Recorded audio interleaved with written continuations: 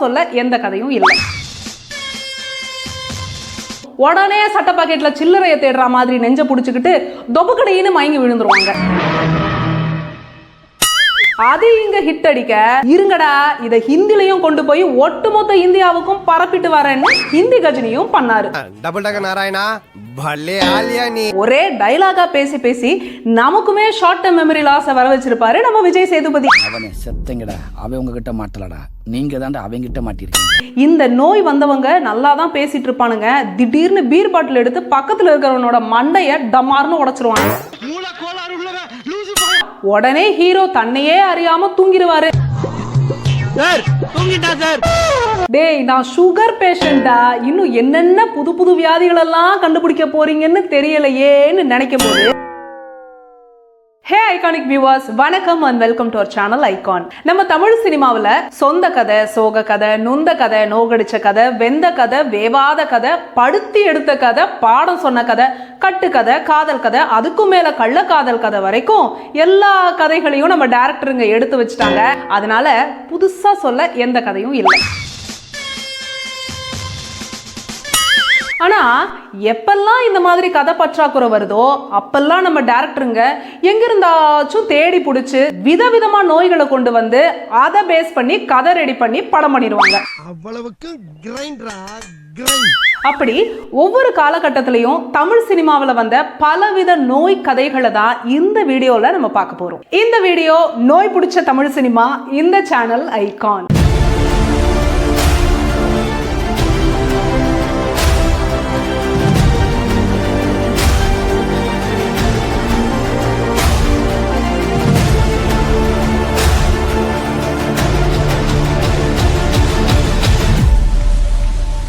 தமிழ் சினிமாவுக்கு பிள்ளையார் சுழி போட்ட காலத்திலேயே கண்டுபிடிக்கப்பட்ட நோய்னா அது ஹார்ட் அட்டாக் தான். ஏதாச்சும் ஒரு அதிர்ச்சியான செய்தியை கேட்டா போதும் உடனே சட்ட பாக்கெட்ல சில்லறையை தேடுற மாதிரி நெஞ்ச புடிச்சுக்கிட்டு தொபக்கடையின்னு மயங்கி விழுந்துருவாங்க. என்னதான் அந்த மாதிரி நிறைய படங்கள் வந்திருந்தாலும் நம்ம நடிகர் திலகம் சிவாஜி சார் பெர்ஃபார்மன்ஸ்க்கு ஈடாகுமா? வாய்ப்பில்லை ராஜா. படிக்காதவன் படத்துல குற்றவாளி கூண்டுல நிக்கிற ரஜினி தான் சின்ன வயசுல காணாம போன தன்னோட தம்பின்னு தெரிஞ்சதும் அதிர்ச்சியாகி ஹார்ட் அட்டாக் வர்ற ஜட்ஜ் சிவாஜி கொடுக்கிற ரியாக்ஷன் இருக்கே, அப்பப்பா.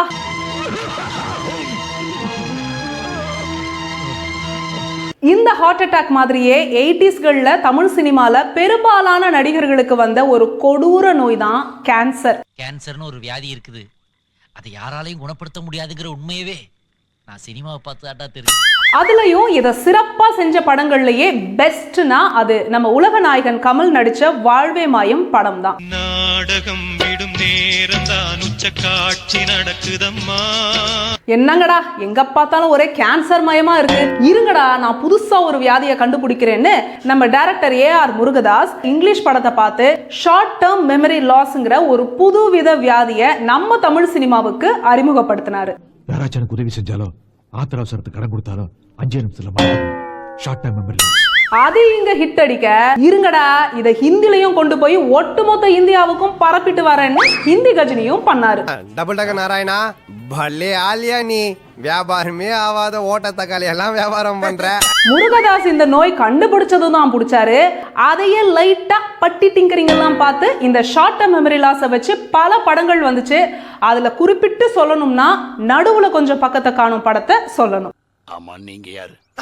ஐயோ நாச்சு நாச்சுன்னு ஒரே டைலாகா பேசி பேசி நமக்குமே ஷார்ட் டர்ம் மெமரி லாஸை வர வச்சிருப்பாரு நம்ம விஜய் சேதுபதி. அவனே செத்தங்கடா, அவன் உங்ககிட்ட மாட்டலடா, நீங்க தாண்டா அவங்கிட்ட மாட்டிருக்கீங்க. இந்த ஷார்ட் டர்ம் மெமரி லாஸை தாண்டி நம்ம மண்டைக்குள்ள மெடுலா ஆப்லங்கேட்டான்னு ஒன்று இருக்கு. அதுல அடிபட்டா கொஞ்ச நேரத்துல எல்லாத்தையும் மறந்துடுவோங்கிற எக்ஸ்ட்ரா தகவலையும் அந்த படம் கொடுத்துச்சு. மெடுலா ஆப்லங்கேட்டா இருக்கு, எது முட்டை ஆம்லெட்டா? இந்த மாதிரி நோயெல்லாம் பார்த்த நம்ம பிரம்மாண்ட இயக்குனர் சங்கர் அவர் பங்குக்கு இருங்கடா நான் ஒரு பிரம்மாண்ட நோயோட வரேன்னு அந்நியன் படத்துல மல்டிபிள் டிசார்டர்ங்கிற ஒரு மனநோயை நம்ம தமிழ் சினிமாவுக்கு அறிமுகப்படுத்தினாரு. பெருமாள் சத்தியமா அந்த 5 கொலையும் எந்த தப்பு பண்ணல. அம்பி, ரெமோ, அன்னியன்னு 3 விதமான கேரக்டர்ஸ்க்கு 3 விதமான பாடி லாங்குவேஜோட பட்டைய கிளப்பி இருப்பாரு நம்ம சியா. எம்ஜிஆர் பார்த்திருக்கேன், சிவாஜியை பார்த்திருக்கேன், ரஜினியை பார்த்திருக்கேன், கமலை பார்த்திருக்கேன். இந்த மாதிரி ஒரு நடிகரை பார்த்ததே இல்லடா. இது நல்லா இருக்கே, இதை எப்படி சங்கர் புடிச்சாரு அப்படின்னு யோசிக்கும் போதுதான் அந்நியன் படத்துக்கு முன்னாடியே மல்டிபிள் பர்சனாலிட்டி டிசார்டரோட ஒன்னு விட்ட அக்காவான ஸ்பிளிட் பர்சனாலிட்டி டிசார்டர் ஒன்ன நம்ம சூப்பர் ஸ்டாரை வச்சே சந்திரமுகி படத்துல நமக்கெல்லாம் டைரக்டர் பி வாசு அறிமுகப்படுத்தினது தெரிய வந்துச்சு. படம் பார்க்குற எல்லாரும் ஜோதிகாக்கு சந்திரமுகி பேய் தான் பிடிச்சதுன்னு நம்பி பார்த்துட்டு இருக்கும்போது இல்ல பேயெல்லாம் பிடிக்கல, அது வெறும் மனநோயின்னு படார்னு போட்டு உடைப்பாரு நம்ம சூப்பர் ஸ்டார். ஸ்பிளிட் பர்சனாலிட்டி, அதாவது ஒருவர் இன்னொருவரா மாறும் தன்மை. கங்கா இந்த நோயால தான் பாதிக்கப்பட்டிருக்கு. டேய், நான் சுகர் பேஷண்டா, இன்னும் என்னென்ன புது புது வியாதிகள் எல்லாம் கண்டுபிடிக்க போறீங்கன்னு தெரியலையேன்னு நினைக்கும் போது டைரக்டர் செல்வராகவன் மயக்கம் என்ன படத்துல பைபோலார் டிசார்டர்னு ஒரு வியாதியை அறிமுகப்படுத்தினாரு. பைத்தியமாயிவன் ரொம்ப நேரம் நல்லா தான் பேசிட்டு இருந்தான் அப்படின்னு நினைக்கிற அளவுக்கு ரொம்ப டேஞ்சரான ஒரு டிசீஸ்ங்க இந்த டிசீஸ். இந்த நோய் வந்தவங்க நல்லா தான் பேசிட்டு இருப்பானுங்க, திடீர்னு பீர் பாட்டில் எடுத்து பக்கத்துல இருக்கிறவனோட மண்டைய டமார்னு உடைச்சிருவாங்க. இந்த நோயில PhD முடிச்சவர் யாருன்னா நம்ம நடிகர் தனுஷ் தான். என்னை வச்சு ஒண்ணு காமெடி பண்ணலையே. ஏன்னா தனுஷ் மயக்கம் என்ன படத்துல மட்டும் இல்லாம 3ங்கிற படத்துலயும் இதே மாதிரியான ஒரு நோயால பாதிக்கப்பட்டவரா நடிச்சு படம் பார்க்குற நமக்கும் அந்த நோயை பரப்பி விட்டுருப்பாரு.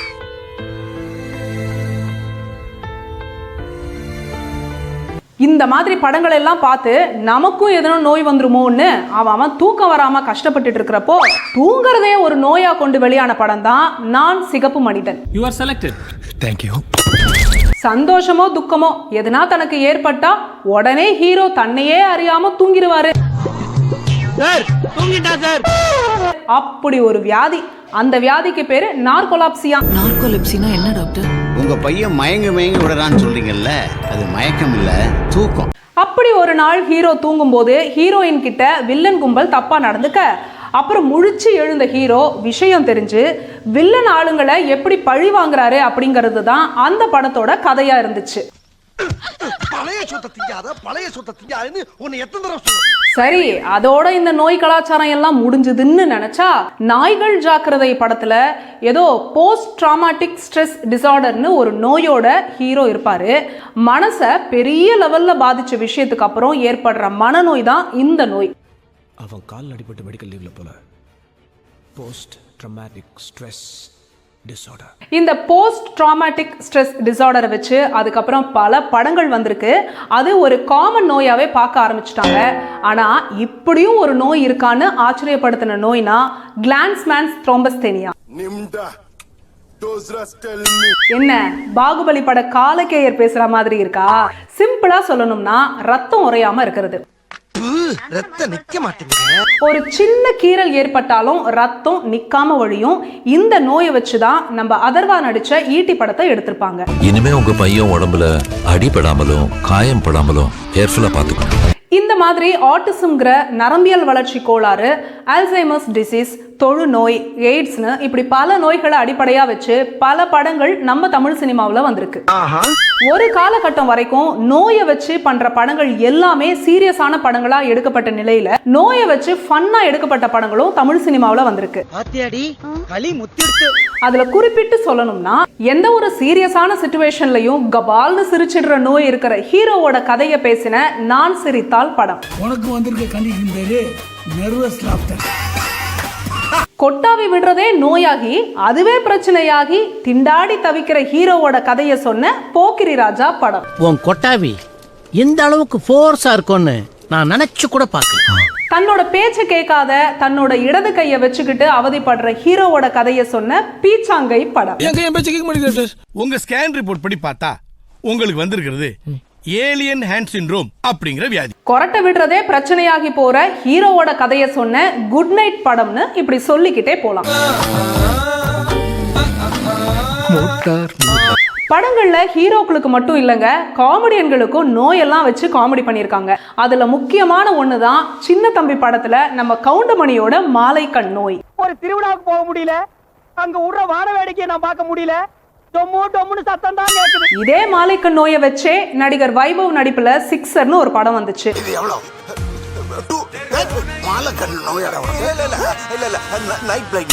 என்னதான் அந்த படமும் மாலைக்கண் நோய் இருக்கிற ஒருத்தருடைய பிரச்சனைகளை சொல்லுச்சு அப்படின்னாலும் மாலைக்கண் நோய் அப்படின்னு சொன்னா நம்ம ஞாபகத்துக்கு வர்றது நம்ம கவுண்டமணி காமெடி தான். ஒண்ணே ஒண்ணு மிச்சம்டா, கரண்ட் பில்லு நான் கட்டினதே இல்லடா. சரி, காப்பி அடிக்கிற நோயெல்லாம் வேணாம், நாம நமக்குன்னு ஒரு நோய் வச்சுப்போம் அப்படின்னு யோசிச்சிருப்பாரு போல வைபவ். உடனே டானாங்கிற ஒரு படத்துல பியூபர் போனியான்னு சொல்லப்படுற குரல் கோளாறு நோயில அவதிப்படுறவரா நடிச்சிருப்பாரு. இதுக்கு பியூபர் போனியான்னு பேர். ஒரு போலீஸ் ஆபீசர் ஆகணும்னு இருக்கிற ஹீரோக்கு இந்த நோய் வந்து அவரோட குரல் அப்பப்ப பெண் குரலா மாறும். அதுக்கப்புறம் என்னாச்சு அப்படிங்கிறது தான் அந்த படம் பேசியிருக்கும்.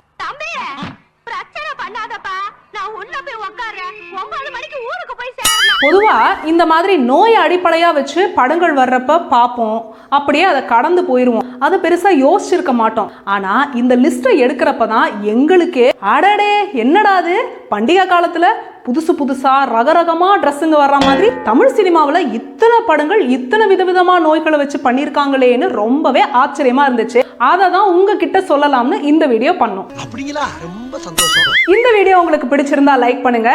நோய்களை வச்சு வந்த படங்கள் எதுனா நாங்க இந்த லிஸ்ட்ல சொல்லாம விட்டுருந்தா அது என்ன படம்னு கீழே கமெண்ட் பண்ணுங்க. மறக்காம நம்ம ஐகான் சேனலை சப்ஸ்கிரைப் பண்ணிட்டு பக்கத்துல இருக்கிற பெல் ஐகானை டங்குன்னு தட்டிடுங்க. மீண்டும் இன்னொரு சூப்பரான வீடியோல நான் வந்து உங்களை மீட் பண்றேன். Until then, bye bye.